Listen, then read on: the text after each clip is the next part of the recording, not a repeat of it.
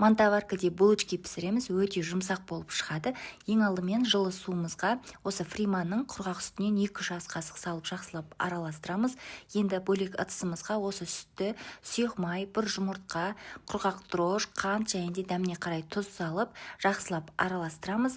Оның үстіне алдын ала електен өткізіп дайындап қойған ұнымызды салып жұмсақ қамыр илейміз. Дайын болған қамырымызды ыңғайлы ыдысқа салып, бетін пергамент қағазымен жауып, жылы жерге шамамен 40-45 минутқа қалдырамыз.